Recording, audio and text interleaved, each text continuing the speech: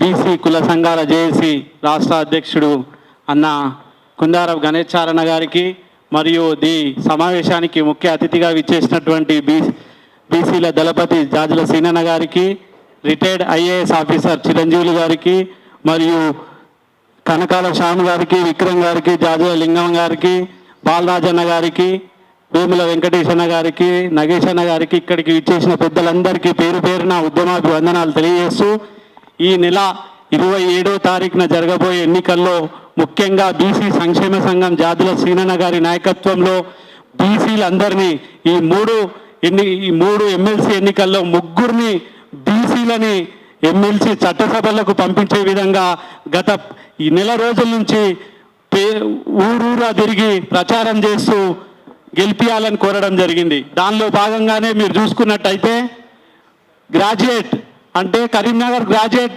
మిత్రులందరికీ నేను ఒక్కటే విజ్ఞప్తి చేస్తా ఉన్నాను.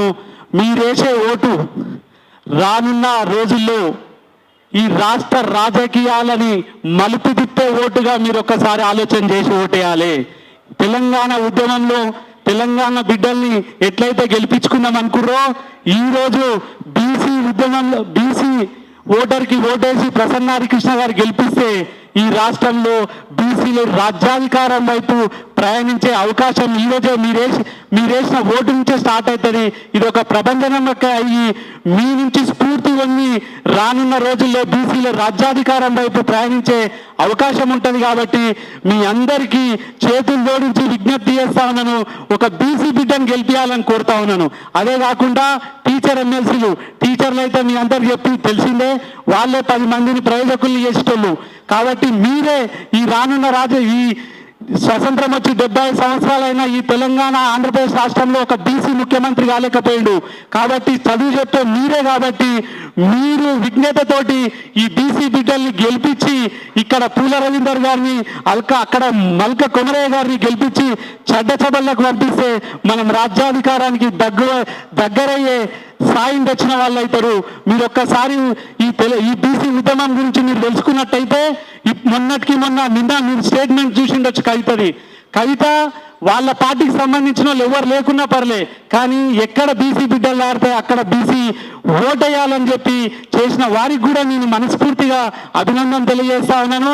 అది ఒక బీసీ సంఘం గత నెల రోజుల నుంచి చేసిన పోరాట ఫలితమే కవిత గారు దిగొచ్చి సీనన్న గారు లేఖ కేసీఆర్కి రాయడంతో ఆ లేఖ రాసిన తర్వాత ఈ ప్రబంధనం చూసి వాళ్ళు ఆ స్టేట్మెంట్ ఇచ్చారు. దానికి మేము ధన్యవాదాలు తెలియజేస్తున్నా ఉన్నాం. అదే కాకుండా మీరు చూసినట్టయితే కాంగ్రెస్ పార్టీలో కూడా కాంగ్రెస్ రెడ్డిలకు ఇచ్చిండొచ్చు, కానీ అదే పార్టీకి సంబంధించిన ఒక ఎమ్మెల్సీ బీసీ బిడ్డను గెలిపించాలని చెప్పి కూర్చొని బీసీ బిడ్డ కోసం ప్రచారం చేస్తా ఉన్నాడు.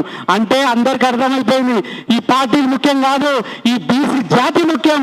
ఈ బీసీ జాతిని రాజ్యాధికారం వైపు ప్రయాణింపజేయడమే ముఖ్యం అని చెప్పి ప్రతి ఒక్కరికి అర్థమైంది. కాబట్టి మీ అందరికీ మరొక్కసారి సమయం లేదు కాబట్టి మీ అందరికీ మరొక్కసారి ఓటర్లందరికీ మరొక్కసారి విజ్ఞప్తి చేస్తూ మీ బీసీ బిడ్డలకే ఓటేసి చట్టసభలకు పంపించాలని చెప్పి కోరుకుంటూ ఈ అవకాశం ఇచ్చిన పెద్దలకు ధన్యవాదాలు.